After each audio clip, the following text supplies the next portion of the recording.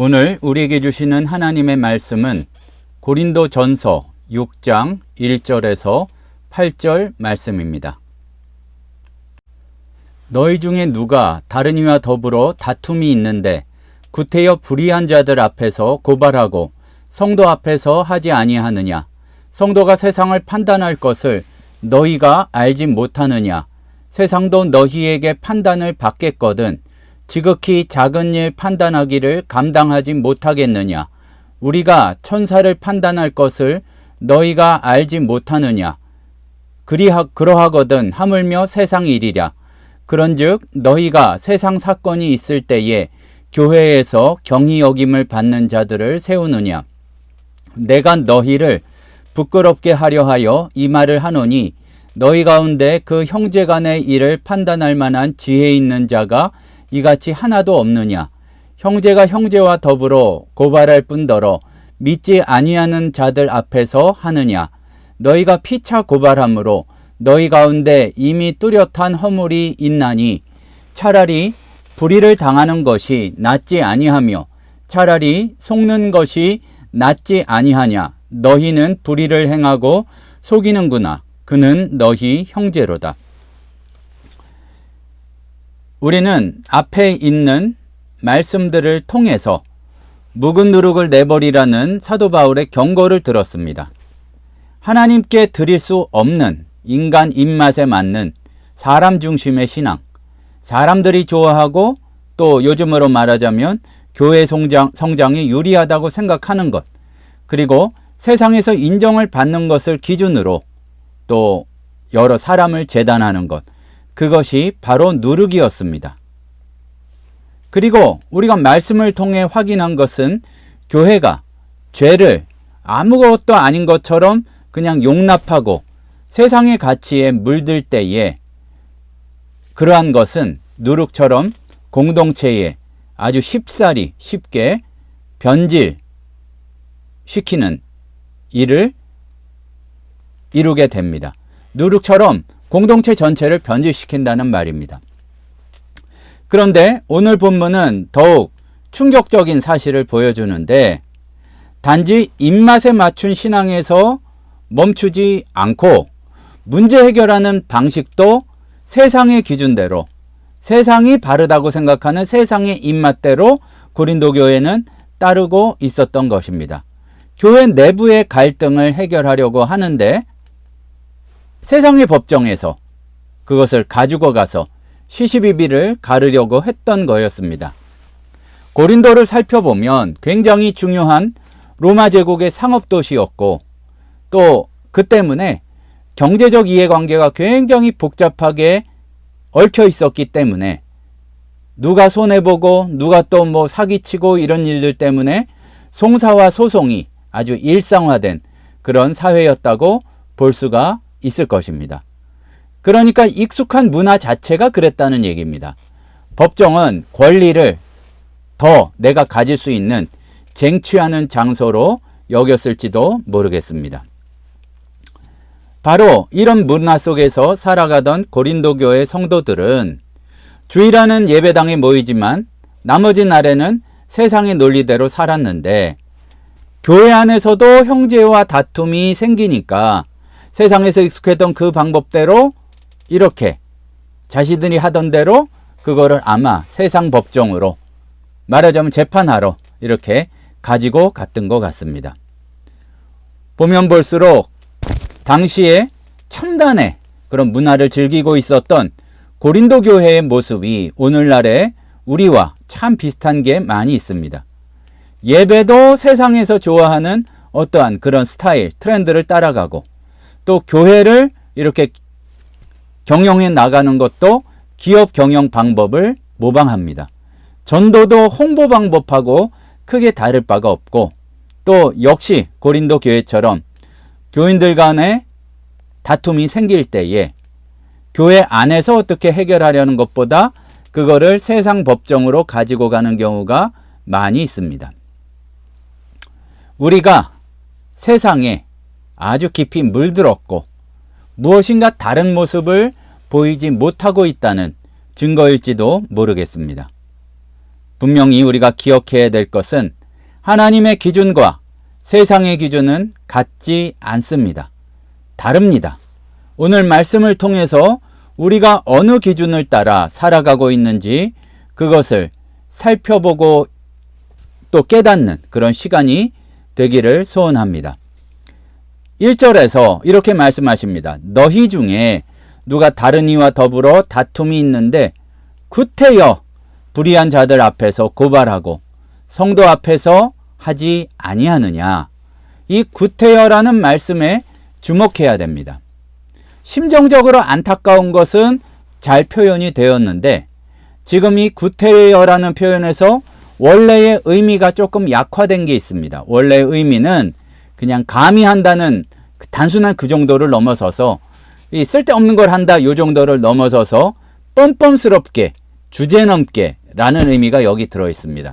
그러니까 하지 말아야 될 거를 하필이면 그런데 용기를 내고 있느냐 이런 얘기입니다.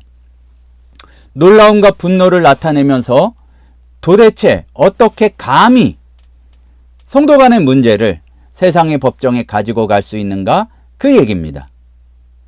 성도가 세상 법정으로 가는 것이 문제가 되는 것, 단순한 실수가 아니기 때문입니다. 몰라서 그런 것도 아닙니다. 이렇게 하는 방식은 자기의 정체성을 완전히 잊어버린 영적인 반역이 되기 때문입니다. 내가 옳다고 하는 것을 내세우고 그래가지고 내가 손해보지 않으려 하고 다른 사람들에게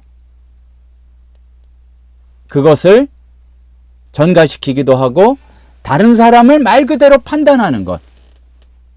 이거는 신앙의 원리와 예수 그리스도의 원리와 차이가 있다는 얘기입니다. 어찌 보면 자신의 고귀한 신분을 모르고 굉장히 비천한 방식을 취하는 것과 같습니다. 그래서 여기에서는 뭐라고 했냐 하면은 이 오늘 말씀 가운데 반복되는 표현이 불의한 자들이라는 게 있습니다. 그러니까 여기서 보면 불의한 자들 앞에서 고발하고 이 표현이 있는데 법정의 재판관들이 도덕적으로 썩었고 부패했다는 말이 아니라 기준 자체가 예수 그리스도를 알지 못하기 때문에 진짜 의로움을 판단할 수 있는 기준인 거기에서 벗어나고 거기에 속한 사람이 아니니까 불의한 사람이 되는 겁니다. 그러니까 공정하고 의로운 하나님의 판단이 있는데 그렇게 하나님 나라에 속한 사람이 아니기 때문에 세상의 기준에서는 공정하고 유능한 재판관이라고 해도 하나님을 모른다면 영적으로 불의한 자라는 표현입니다. 근데 성도들이 여기 가서 판단을 구하고 있다는 얘기죠. 이게 참 한심하고 자신의 고귀한 신분을 모르는 것인 이유는 2절을 보면 알 수가 있습니다. 성도가 세상을 판단할 것이기 때문입니다.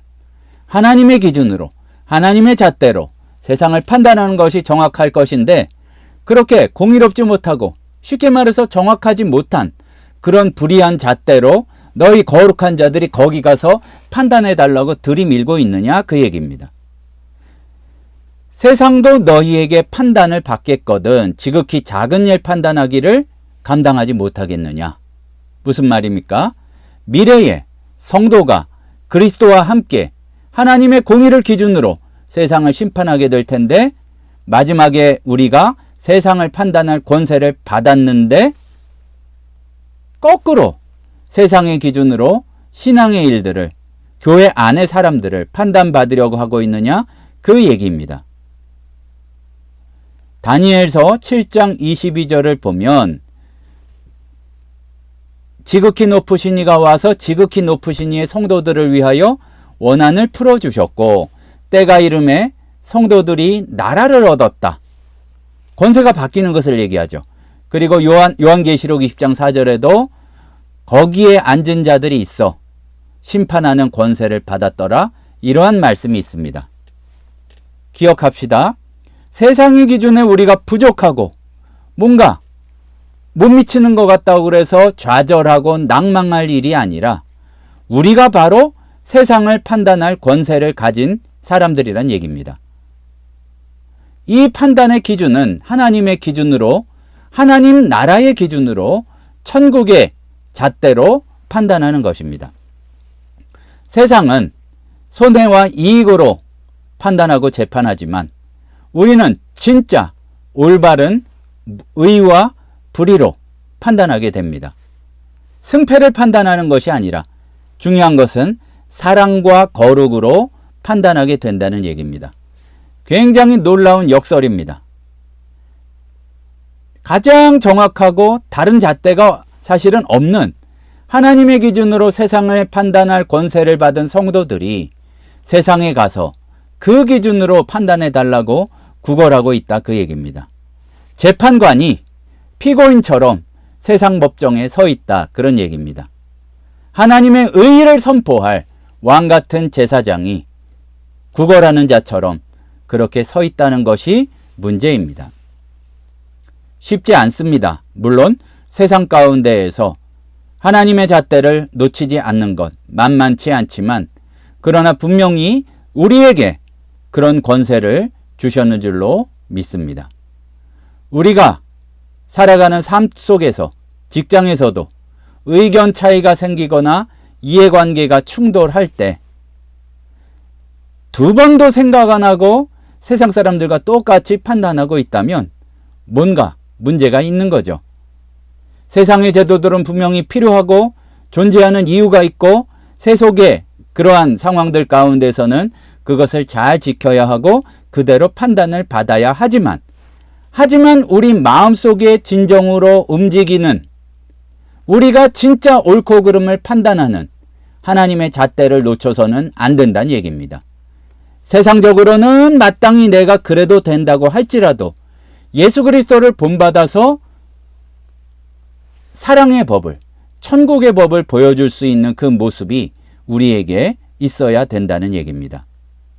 빈말로가 아니라 실제로 기도하고 대화하고 도우심을 주님께 구하며 해결하는 노력이 바로 세상의 방식이 올바르지 않다는 것을 또 이렇게 증명하게 되는 것입니다. 우리의 기준은 세상과 다르고 또 교회는, 성도의 공동체는 세상 사람들이 모인 것과 다른 모습을 보여야 합니다.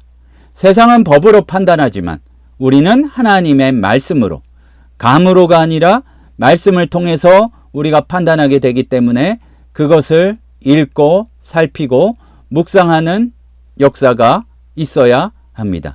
손해와 이익이 아니라 사랑으로, 진짜 의로 이렇게 생각해야 되고, 우리는 무엇보다 회복을, 또 주님께서 맺어주신 관계를 생각해야 된다는 이야기입니다. 7절에서 사도 바울은 굉장히 근본적인 질문을 우리에게 던지고 생각하도록 하고 있습니다.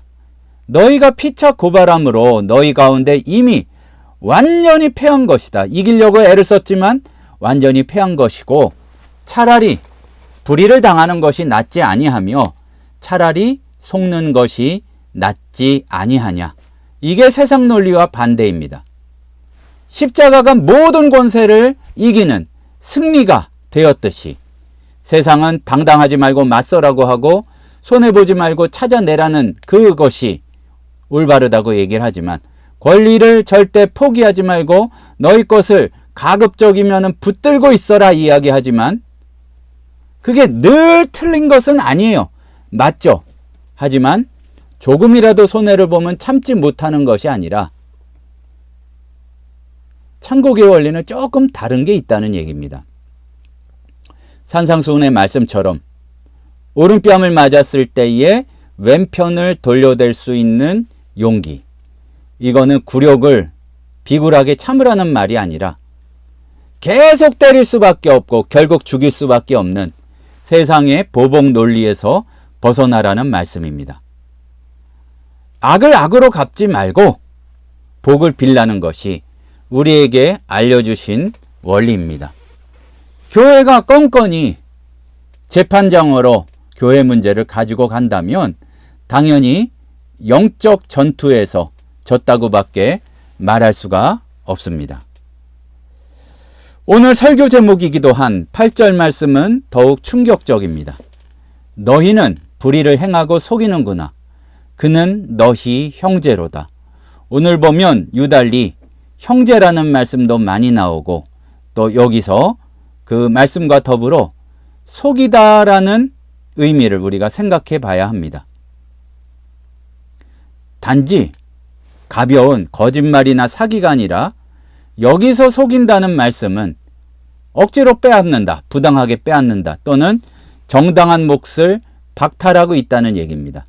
관계를 회복하고 모두 풍성하게 하라고 우리를 이 가운데 보내셨는데, 세상 가운데 보내셨는데 그것을 세상 법칙대로 한다고? 그러면은 하나님 나라의 원리 가운데에서는 다 회복되고 다 나눌 수 있는 것을 내가 억지로 뺏는 것과 같다는 얘기입니다. 우리가 이러한 모습을 보이는 것이 결국 오늘 말씀에 반복되어 있듯이 형제를 위한 일임을 기억하라는 말씀입니다. 결국에는 3절에서처럼 우리가 하나님의 심부름꾼이 천사까지도 판단할 텐데 어찌 하나님의 법에 속하지 않은 사람들의 기준에 따라서 그렇게 심판받으려고 하고 있느냐는 얘기입니다. 고린도 교회 성도들은 자기들이 누구인지를 잊어버렸고 세상 사람들처럼 생각하고 행동했습니다. 우리도 그렇습니다. 어떠한 것보다도 우리가 천국 백성이라는 것이 가장 큰 가치요, 살아가는 이유가 되어야 할 것입니다. 말씀의 지혜대로, 말씀의 권위대로 세상을 판단할 줄 알고 말씀의 방법대로, 말씀이 알려주신 방법대로 결국 하나님 나라의 원리대로 예수 그리스도의 사랑의 법으로 세상을 회복시킬 수 있는 그것이 진정한 하나님의 의라는 얘기입니다. 신앙이 인간의 입맛에 맞춘 것을 넘어서서 문제 해결 방식까지 세상의 입맛을 따랐던 고린도 교회처럼 우리는 어떠한가 살펴보기를 소원합니다. 똑같죠. 하지만 우리는 분명히 세상의 기준과는 달라야 합니다. 쉽지 않지만 불의를 당하고 차라리 뻔히 알지만 속아주고 형제를 파괴하는 것이 아니라 차라리 예수 그리스도의 능력으로 예수 그리스도를 본받아 내가 맞을 줄 알고 내가 질 줄 아는 게 패배가 아니라 승리라는 얘기입니다. 물론 쉽지 않습니다. 어떻게, 언제, 얼만큼 해야 될지도 알기 어렵습니다. 그때에 지혜를 달라고 구하는 우리가 되기를 소원합니다. 세상의 기준으로 살 것인지 아니면 하나님의 기준으로 살 것인지 결단하여서 내가 속한 곳마다 천국이 퍼질 수 있는, 타락의 누룩이 아니라 천국의 기쁜 소식이 그렇게 구석구석 퍼질 수 있는 우리 모두가 되기를 소원합니다. 기도하시겠습니다. 사랑의 하나님 아버지, 참으로 우리를 불쌍히 여겨주시옵소서. 세상을 변화시킬 사명을 받고도 세상에 끌려다니는 저희들을 불쌍히 여겨주시고 먼저 말씀을 마음의 중심에 심기워서 내가 천국으로, 천국 백성으로 바뀌고 내가 가는 곳마다 예수 그리스도의 법칙대로 천국을 전할 수 있는 이들 되도록 도와주시옵소서. 세상의 것을 절대로 놓치지 않으려고 하다가 그야말로 천국이 될 수 있는 곳을 지옥과 같이 바꾸지 않도록 저희들 붙들어 주시옵소서. 예수님의 이름으로 기도드립니다. 아멘. 지금은 우리 주 예수 그리스도의 은혜와 하나님 아버지의 크신 사랑하심과 성령님의 충만 인도하시는 은혜의 역사가 시시비비를 따질 때 세상의 잣대를 절대 놓지 않는 완악한 자들이 아니라 예수 그리스도를 본받아 하나님 나라의 법칙대로 의를 이루고 사랑을 이루기를 소원하는 신우회원들, 성도들 머리 위에 이제로부터 영원토록 함께 있을지어다. 아멘.